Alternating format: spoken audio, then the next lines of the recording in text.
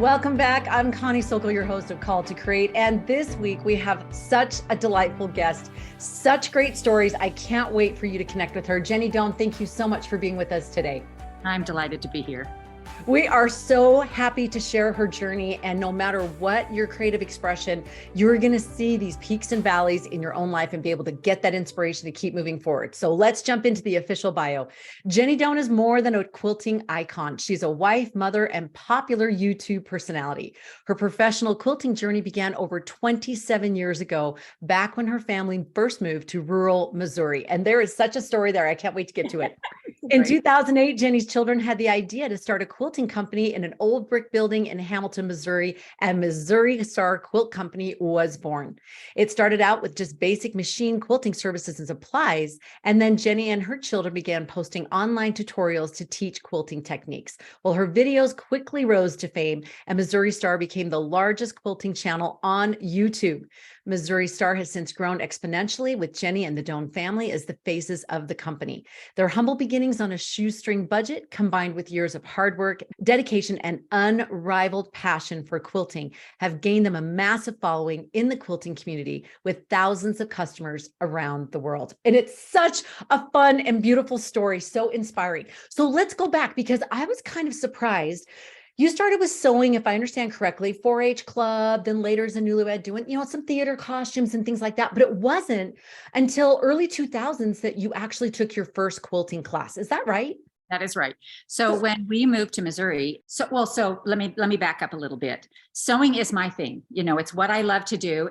Some people clean when they're angry. I got a whole new outfit. It's like sewing is my thing.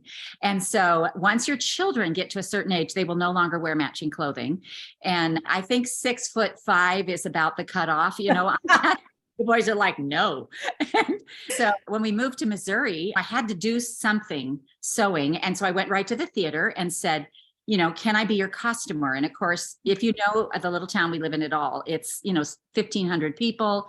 They do one show a year. They're like, no, we don't need that. And then if they said, if you run a sew all the time, you should make quilts.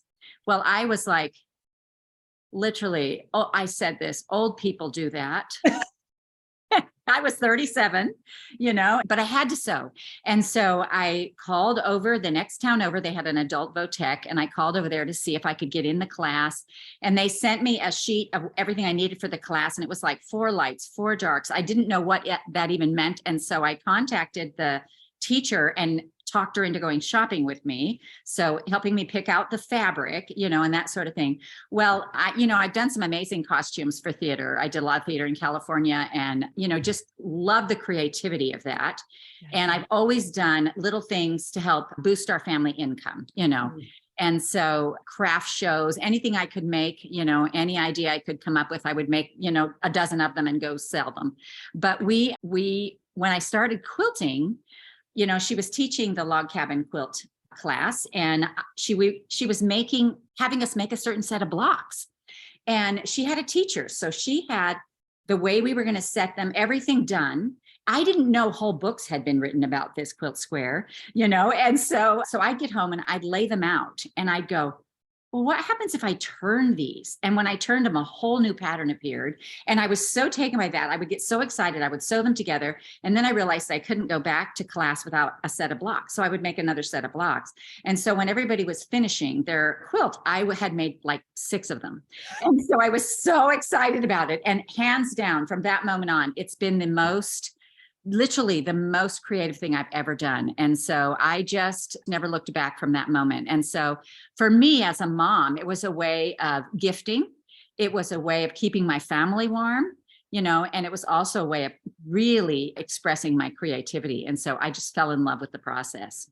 Oh, I love that. And it's so layered. And you see that this passion, this desire, and these talents that you have, and wanting to share them, wanting to use them, and the Lord breadcrumbing you one thing to the next, to the next. It reminds me so much of the early church history days where Lucy Mack Smith, where they would make homemade root beer. She would do the oilcloths. They, always having a little something to add to the family income. And that is such a thing today, where everybody seems to need a little bit of that side hustle, but in a purpose-driven way. I just love that.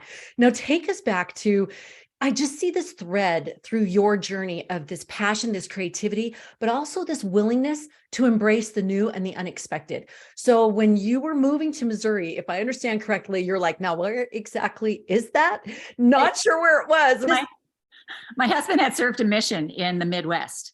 And he said, I love the Midwest. We could move to the Midwest. And I'm like, where is that exactly? You know, I mean, I was born and raised in California. We were living in California at the time. I just didn't have any idea even where it was. And he's like, well, any place there's a factory, I can work, because he's a machinist and he can get a job any place there's a factory. And he just put his finger down and goes, this is Kansas City area. There's a lot of factories there. He says, we could just go there. And so he contacted some people, and we went with a job. That job actually didn't work out, but didn't just go there totally blindly. You know, we went, and we actually thought we would move to Far West and live there, you know, and Far West is just dirt. You know, there's like no houses, there's no industry, no grocery store, nothing. You know, Hamilton is the next closest town. So we went over to Hamilton, and literally within days, I looked around, I'm like, you could bury me here. I love this place so much. You know, it was almost like living in a Norman Rockwell painting. Everything, you know, coming from California to gravel roads and fishing holes was just, you know, my children were in heaven. They just loved it. We absolutely fell in love with the Midwest. And, you know, I've never felt so at home any place in my life than I have here, because I was kind of an oddball in California. You know, I canned, I sewed, I had a garden, I had 7 children. I just was an oddity out there. But when we moved to the Midwest, it was like, not only did I fit in, girl, I was a slacker. Everybody had more kids. They canned things I'd never heard of. You know, I mean, it was like, you know, oh, I just felt like it was the most wonderful place in the whole world. I loved it. Oh my goodness. I was just thinking it's like a snapshot from It's a Wonderful Life. Like, it is just that feel. It is that feel.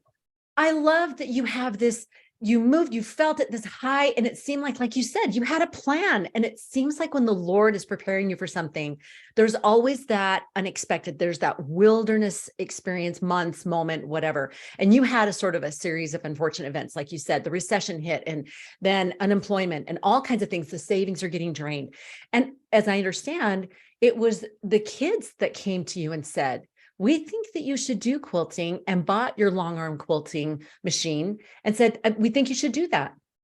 So I was already quilting at that time. And I'd been quilting for about 10 years, and actually like 13 years, because it was 95 when we got here. And so I'd been quilting for quite a while, and, you know, making gifts, making things for my children, making things as they got married, making, you know, just whatever event happened. And so the kids were over, the recession happened, and they were like, well, let me just go back a minute, because I live in the present. I'm very happy right here, right now. I don't look back, because I'm not really going that way and I can't fix it. And I don't really look forward, and I just really don't. I just am really happy right here. I don't know what's going to happen out there, and I'm happy right here. And so I just live in this moment. And the kids are like, Mom, you guys just lost all your retirement. I'm like, what are you talking about? You know, we'll always have a job. I'll just get a job somewhere. Dad will have a job, you know. And the kids were, because we were so poor, they've been much more money savvy. They paid much more attention to that. For me, I'm so Pollyanna. I'm like, oh, it'll be fine. Everything will all work out. Gordon B. Hinckley. Yeah. Fine. Yeah. And so they're sitting around the table talking about this big crash that happened. And I said, well, while you guys figure out our future, I'm going to go pick up a quilt. And they go, oh, well, what quilt is it? And I said, I don't remember. I just don't remember which one it is. And if you're a piecer like me, at any given moment, you have a bin of quilts ready to go to the quilter. And because we were low on funds, I would farm them out. You know, I hand quilted a lot, I tied a lot. But if I had one that was for something special, I would take it to our local long armor. And Alan's like, why can't you remember it? And I said, because it's been there like over a year. And he looks at me and he goes, is this a thing? Like, why is she so slow? And I'm like, no, she just has a lot of work. And he said, could you do this? And I'm like, well, I can sew. Maybe I can do this, you know? And so they talked about it, and he and Sarah went together and bought a quilt machine. It was too big for our house, so we had to buy a building. The building actually cost less than the machine did. And so now we have a building with a machine in it. And it was an old auto shop that had, and you have to understand Hamilton at this point, because when we moved to Hamilton, it was thriving. We had a factory here, a shoe factory. They made Stride Right shoes. there were 2 grocery stores and a stationery store and a pharmacy and just loads of everything happening. And in that 10-year period that we were here, the factory went away. And so the town was just dying. There was literally 1 grocery store left, 1 gas station. There was a few hair salons, but all the buildings up and down Main Street had mostly closed. And so we bought this building for a song and put our quilt machine in there and thought, well, we'll just become a local long armor. And if I can quilt a couple of quilts a week, then we will be able to, supplement that nest egg and we'll get through retirement. And retirement, I was 50. So retirement for me seemed like far off. Yeah. Yes. It was like not something I ever thought about.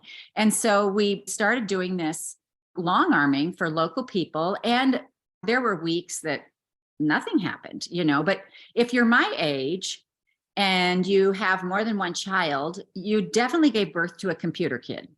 And those kids come wired that way.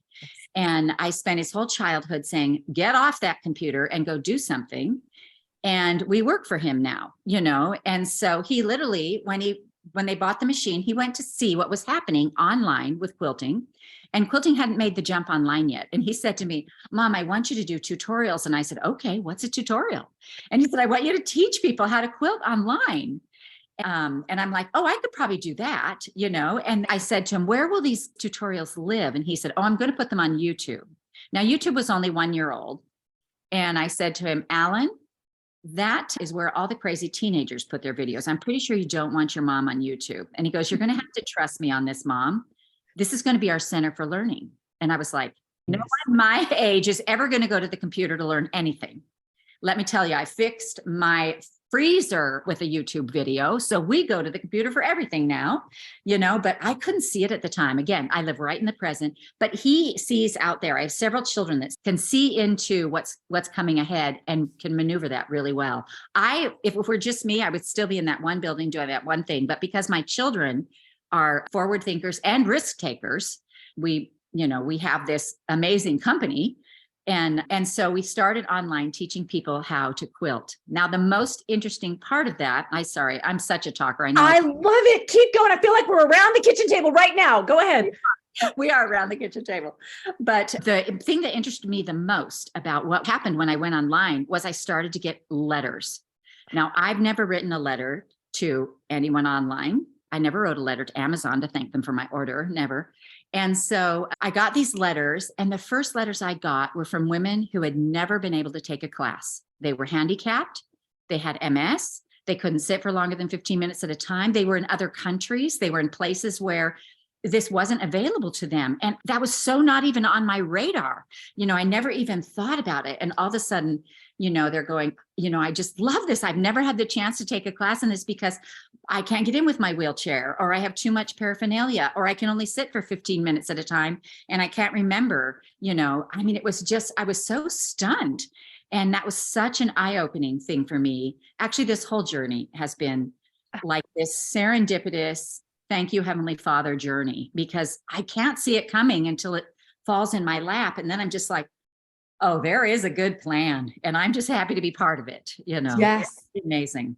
I love hearing this though, because you can pull out those threads that trust in the Lord, trust in your kids, trust and openness, this adroitness for you to be open to learning new skills, going in front of a camera as a middle-aged woman, like we're on camera and it's new. It's like a different whole venue than you've ever done before, but you've jumped in and been like, sure, okay, I'll try that. I'll learn that. I've got that. And you're fantastic. You're absolutely gifted and natural and authentic and connecting. It's just so beautiful to watch this path and how it parallels your gospel beliefs and how it parallels the way that you are partnering with the Lord, that you're partnering with people and moving you forward. And those stories, I would love to know if there's a story or two that stood out to you. I know when I was reading through, actually, it touched me so much that there was a woman that came to you and she was saying, I didn't think I'd ever be able to do this, and pulled out her block of quilting and she didn't have any hands. And I was like, oh my gosh, these moments for you must be so satisfying, so fulfilling, of knowing that all the hours, the work and the unknowing and the trusting has all come to fruition. Is there another story and experience or something like that that comes to mind for you that was really tender or fulfilling? So for me, one of the very first things that happened was I got a letter from a woman in Iran, and she was saying how much she loved the videos, how much she loved learning, how much peace it gave her when she sat in front of her sewing machine, that they didn't have fabric there, but they had clothing. And she wanted to do for the women in her village what I was doing for her. And so she was gathering a group of women to teach them, and they were using clothing and scraps and things like this. And they were all getting together and doing this. And she ended her letter to me by saying, "You have filled my war-torn life with color."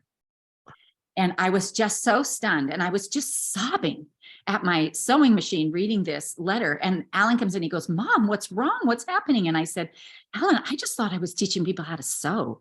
I didn't know lives were going to be changed. I didn't know it was going to be this amazing thing."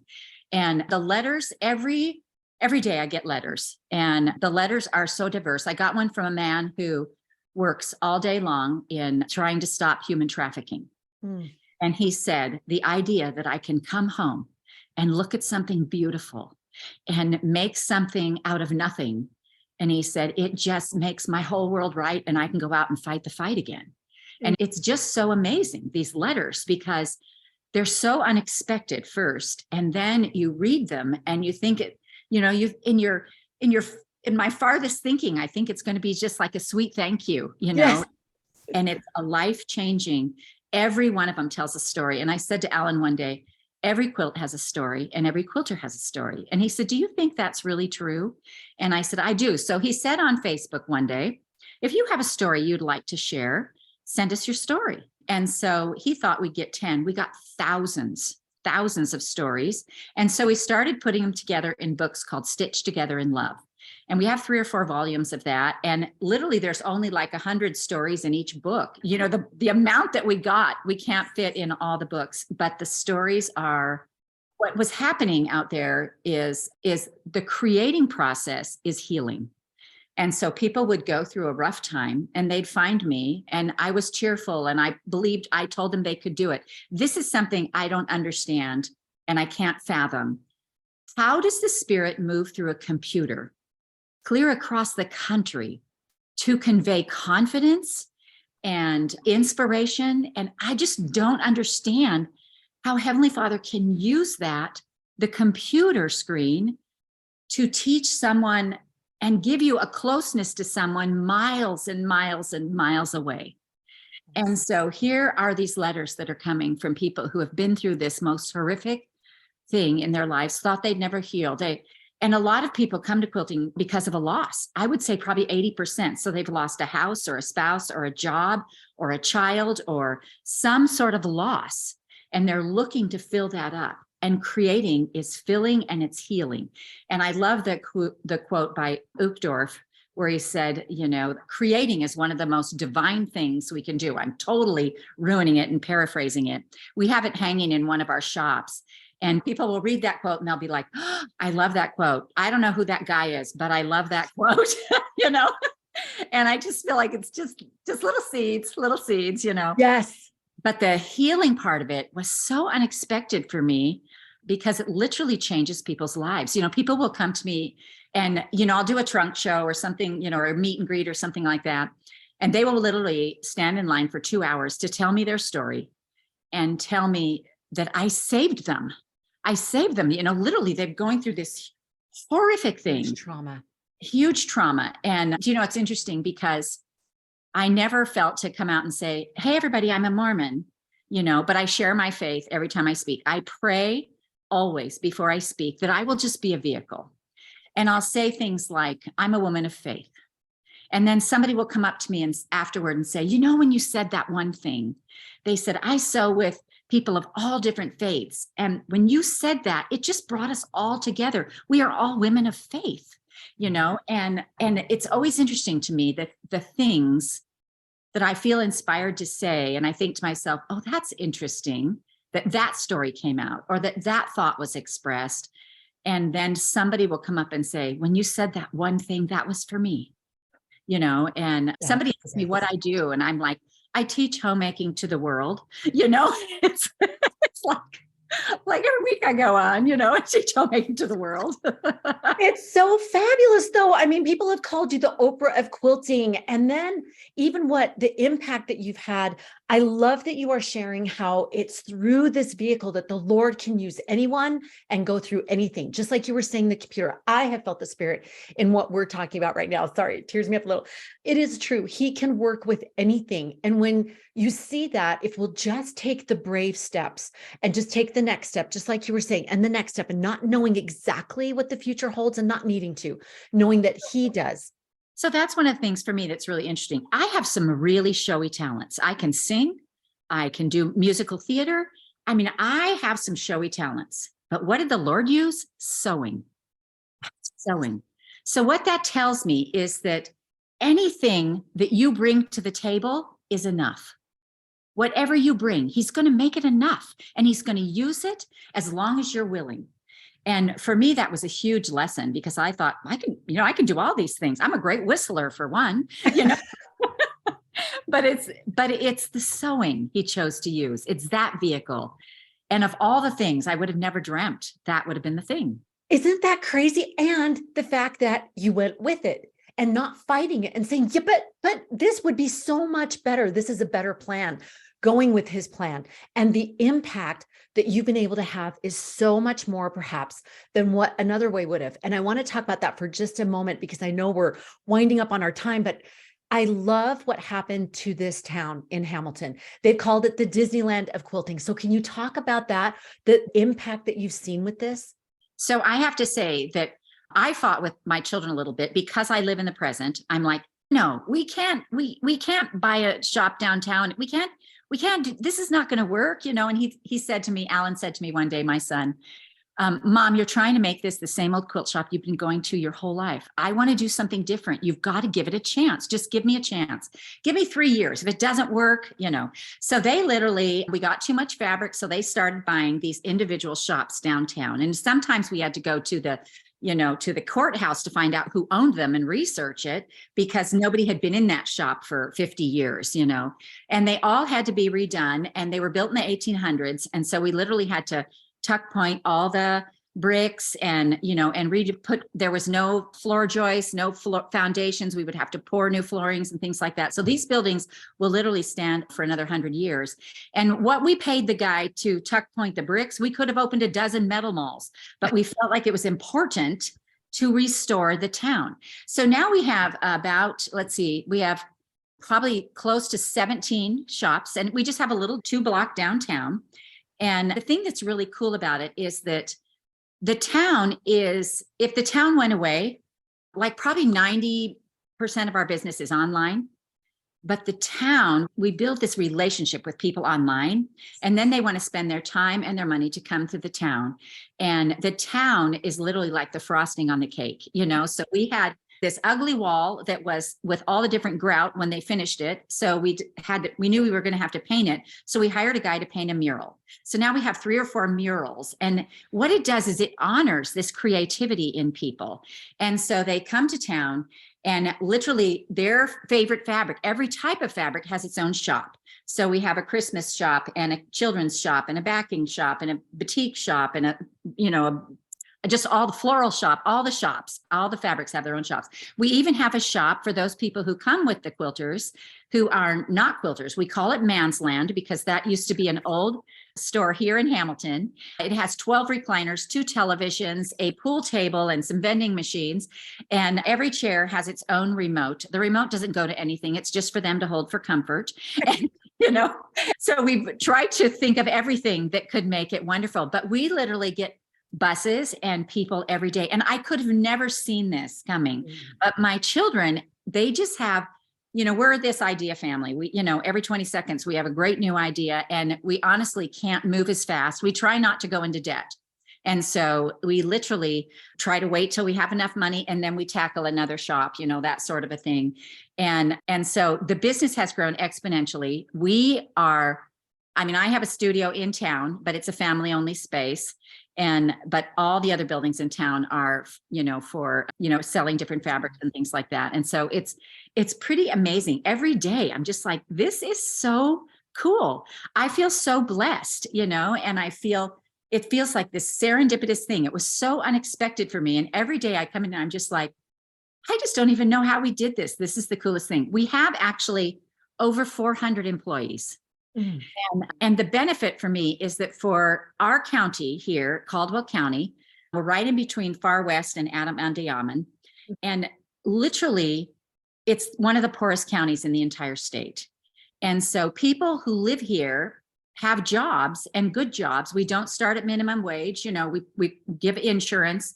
Pre-COVID, we even brought in the college. So if they wanted to get a degree, they could go to school at night and get a degree, you know, but we have just tried to lift and build the community as best as we can. And, you know, some of the farmers weren't really excited when their town became a quilting town, but then we hired their kids and then it became okay, you know. Exactly. And so I feel a great responsibility because these people are for the first time in sometimes generations able to take care of their families. And without government help, without, you know, they don't need a car to go to work. They can just, you know, get to work, you know. And Yes. so for me, that is the hugest thing. And when I talk to people, I thank them because it's because of the people who are out there that are coming to the town, that are buying online, that make it possible for these people to have jobs. And it's just the sweetest thing to me. I feel like it's this, you know, it's like all the water's going to rise, all the boats are going to float. You just got to be in a boat. Just got to be in a boat. And there's always enough for everybody. You know, we're not your local quilt shop. We're a destination. And so, you know, people are always going to go to their local brick and mortar first. We want to touch it. We want to feel it. We want to look at it. But if they can't get it, you know, then maybe they'll make a trip to Hamilton. But it, you know, there's always enough for everybody. My mother used to say, if you cast your bread upon the water, it comes back buttered. So I love that, you know, and I just love what we've created here. I feel like it's every day is just a gift and a blessing. And, you know, I just feel grateful. So grateful. What a gorgeous journey. And I'm just thinking it's part Magnolia for quilters, part Disney Cars movie of redoing Route 66, kind of a town feel. It's just so inspiring. And the fact that the Lord could just lead you along step by step, like he does with all of us, if we'll pay attention, if we'll open up, if we'll put down the white knuckled plan and see what he has in store for us.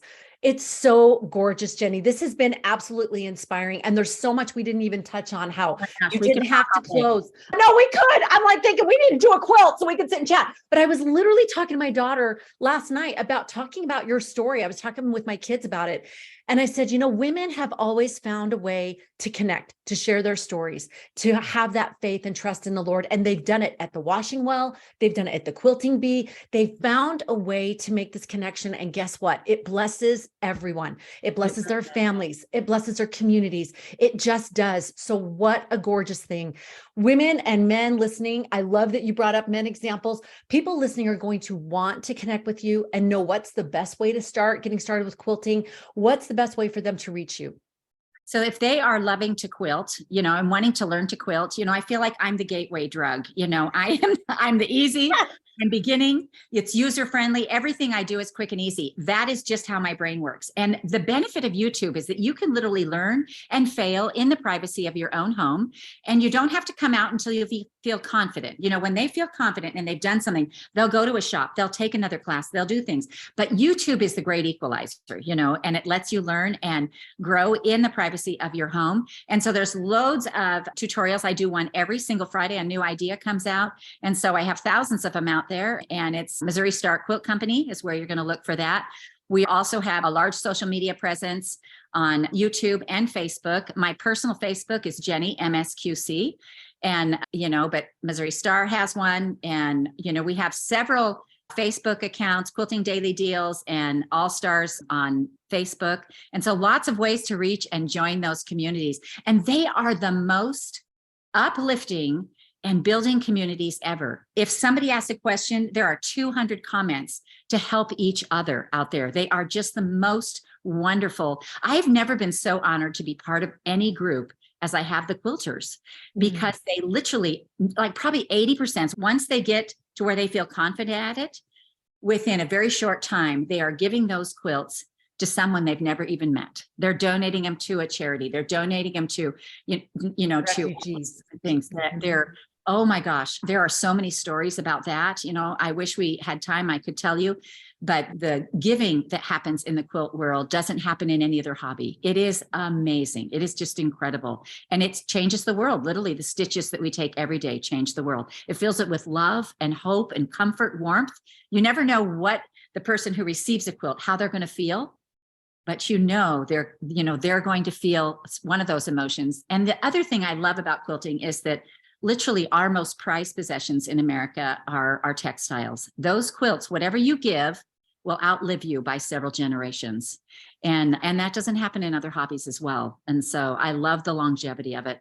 And I love what you talk about. You say the power and the peace of quilting, and you're right. Whether you're making it, you're experiencing that in the making of it, and the giving of it, the receiving of it, all the way along. It's that peaceful, healing, comforting, loving experience. Absolutely gorgeous. Jenny, I think everyone listening is now a convert to quilting. Thank you so much. Come to Hamilton. You'll love the town. It's amazing. I am serious. I'm putting that on my bucket list because I'm going to come and give you a squeeze and we're going to sit down and quilt together. And I want to make a block quilt. I actually started one way back when I was first early married and it sat there in the bag. So it's time to come full circle and feel the joy and the peace of doing that quilting. Thank you so much for being with us today. This was absolutely delightful. I've just loved it. Thanks for having me. And for those listening, I know you're feeling the same way. If you want to check out some of our other interviews, we have so many amazing people. As I've mentioned, Steve Young, Jane Clayson Johnson, John Heater, AKA Napoleon Dynamite, so many people who are sharing their journeys and their process and trusting the Lord and being able to express in their purpose to help you on your journey of being called to create.